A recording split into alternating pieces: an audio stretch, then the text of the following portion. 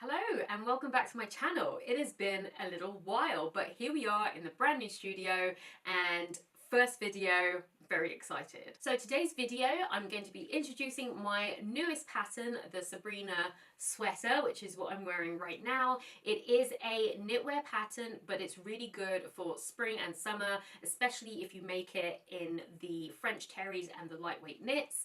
And the rest of the video is going to be a sew along showing you how to make it from start to finish. So if you are looking for a sweater pattern, something that you can make as part of a matching set, then this is the video for you.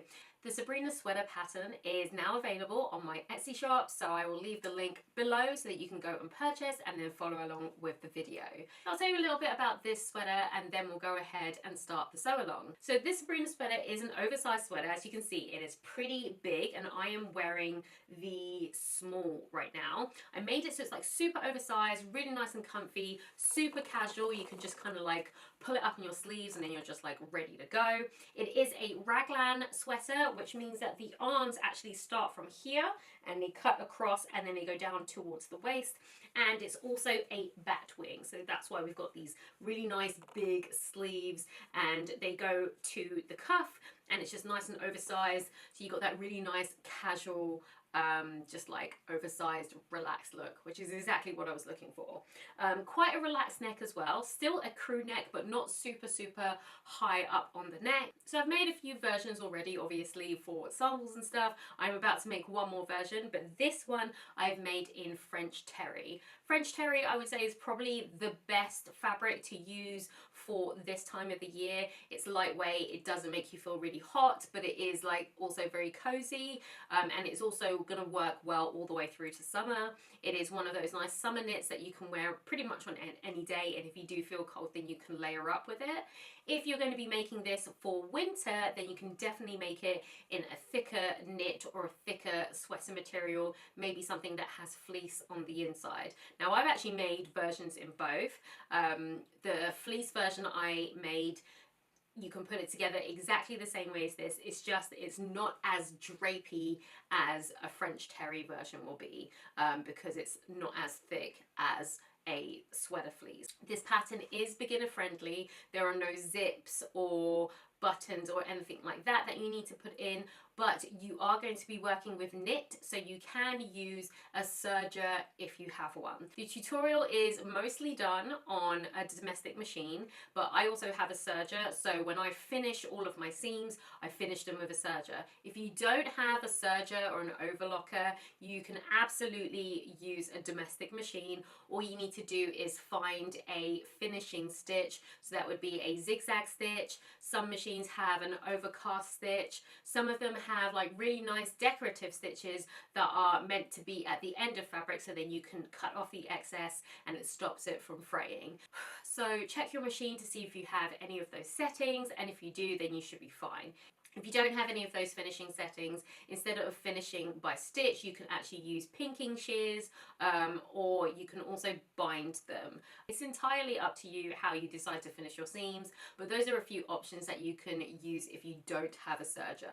My size ranges cover from size UK4 to size UK30, and in this case the sizes have been changed from extra small to 3XL, which should cover all of the ranges. Is about 2 to 3 sizes per range. It's quite an oversized jumper. It's best to measure yourself using the size chart and then having a look at the finished measurements so you can see how oversized the jumper will be in the size that you choose. You can then decide if you want it to be even more oversized by going up a size, or if you want it to be still oversized but a little bit smaller, maybe something a little bit more fitted, by going down a size. The good thing about this pattern is that generally it is a big jumper all round. So if you are a medium, for instance, but you decide that you still want an oversized jumper but you don't want it to be too big, you can still go down a small. You can even go down to an extra small and it will just be like a normal jumper for you. As I said, super oversized, but that's just how I like my jumpers. So if you don't like that, you can definitely go up and down the size range. It should be fine for you. So I've waffled enough about the Sabrina sweater. As I've said before, if you want to sew along with this video, I will leave the link below for my Etsy store where you can go and purchase the pattern, and then come back here and we can get sewing together. Okay? Right. let's sew. So to begin, you will need your fabric pieces and ribbed pieces cut out in your size. You will also need a ballpoint or jersey needle and some matching thread. Let's put the sleeves together first. You will see that the sleeve has been split into two pieces, the front piece and the back piece. Grab one of each side and place them together right sides facing along the straight edge, matching the center notch. Sew along the straight edge with a 1.5 centimeter seam or 5/8 of an inch. After you've stitched it together, finish the seam edge with a serger, overlocker or a zigzag or overlocking stitch. Open out your sleeve on the wrong side and then press the seam towards the back side of the sleeve. Once you've done that, turn over to the right side and then top stitch 6mm or 1/4 inch away from the first seam line, catching the seam allowance underneath. Repeat these steps again to do the other sleeve so that you have a pair of sleeves ready to go. Just a quick note about the bodices. They look very similar, but the front bodice actually has a deeper neckline and should have a single notch on each side. The back bodice has a higher neckline and a double notch at each side. So if you're wondering which one is which, that's how you can tell them apart. So starting with the front bodice, we are going to place a sleeve front onto the front of the bodice right sides together. Both pieces should have a single notch so you can match them together. Pin together, starting at the middle notch and going up to the neckline, making sure it's aligned and then making your way down to the bottom of the sleeve.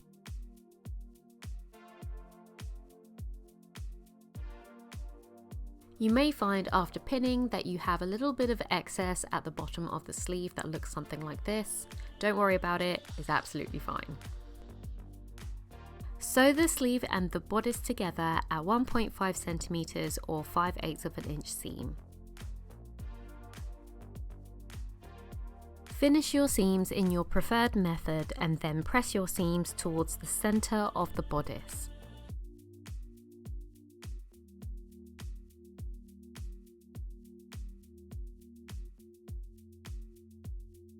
Once you've done that, you can then flip over to the right side and top stitch at 6mm or 1/4 inch seam, catching the seam allowances underneath. Do the exact same thing for the other sleeve and it should look something like this. For the back bodice, we are going to attach the sleeves in the same way as the front bodice. First, pin the sleeve back to the back bodice, this time matching double notches. Then sew together at 1.5 centimeters or 5/8 of an inch seam. Finish the seams and press them towards the center. Then turn to the right side and top stitch 6mm or 1/4 inch away from the seam line, catching the seam allowance underneath. At this point, you should have something that looks a little bit like a poncho. To make it more sweater looking, you need to fold the piece in half, laying the bodice pieces over each other. That looks more like a sweater. Turn your sweater to the inside so that they're right sides facing. Then you can pin the bottom edge of the sleeve and the side seams together on each side. When pinning together, make sure you match up the seams and the notches. To get a nice smooth batwing sleeve, you need to sew the side seam and the sleeve together in one continuous curve. Sew at 1.5 centimeters or 5/8 of an inch seam. Finish your seams and then press towards the back. So that is the main bulk of the sweater. It's looking pretty good, so let's get the ribbing on, starting with the neckband. Fold your neckband piece in half, right sides facing, so that the short ends are together. Pin and then sew together at a 1.5 centimeter or 5/8 of an inch seam. Finish the seam and then press to one side. Fold the neckband in half lengthways, wrong sides together.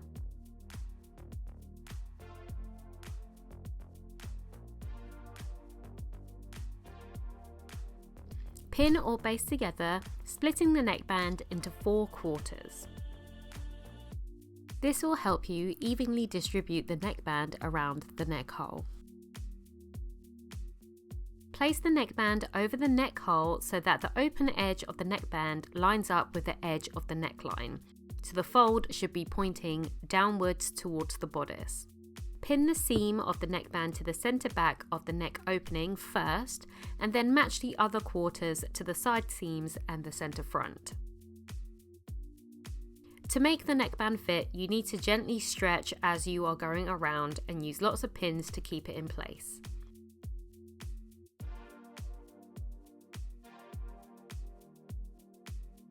Once you've done this, you can sew the neckband at 1.5 centimeters or 5/8 of an inch seam. To keep the neckline flat, make sure that you gently stretch the neckline out as you are sewing it. It helps to go slow in this moment. It should look a little something like this once you are finished. You can then go ahead and finish the seam. Once you've done that, you can then flip up the neckband and press the seam down towards the bodice. Turn your sweater to the right side and then top stitch around the neckband 6mm or 1/4 inch away from the seam line, catching the seam allowances underneath. Okay, time to put the waistband on.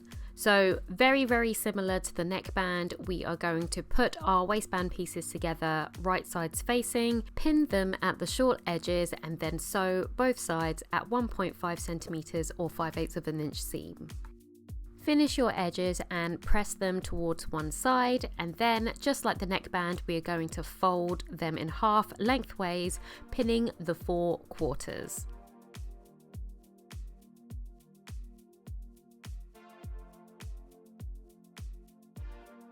Place the waistband over the sweater edge, right sides facing, so that the open end of the waistband lines up with the edge of the sweater, and the fold is pointing up towards the bodice.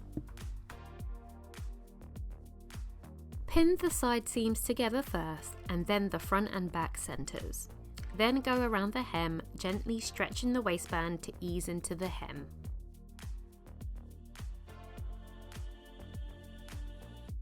Sew the waistband at 1.5 centimeter or 5/8 of an inch seam, making sure you stretch as you go along to make sure that the waistband fits into the hem.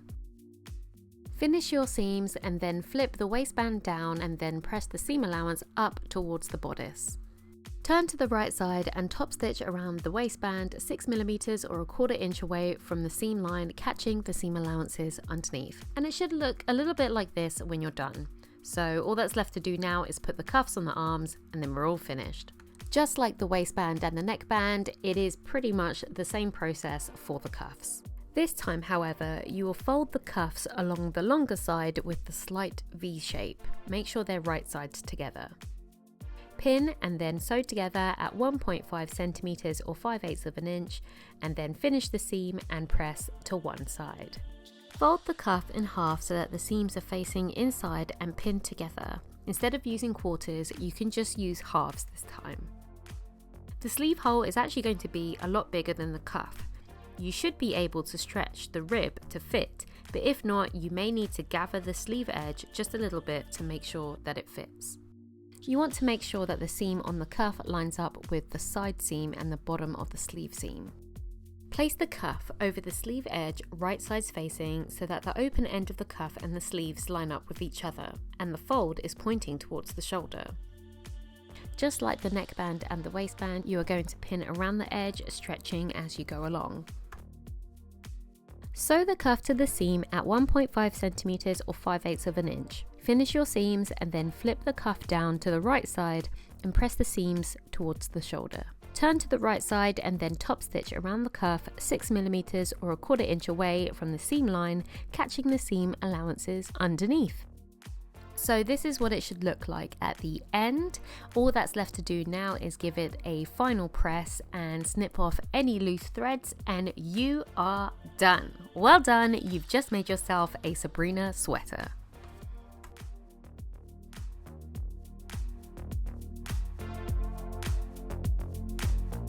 So that's it. I hope you enjoyed this sew along. Links for this pattern are in the description below. Make sure you like the video if this was helpful. If you make one, I would absolutely love to see it, so use the tag below or find me on my Insta so I can see your makes. As always, send me a comment, and if you haven't already, then subscribe and make sure you hit the notification bell to know when I post another video. Happy sewing, and I'll see you in the next video.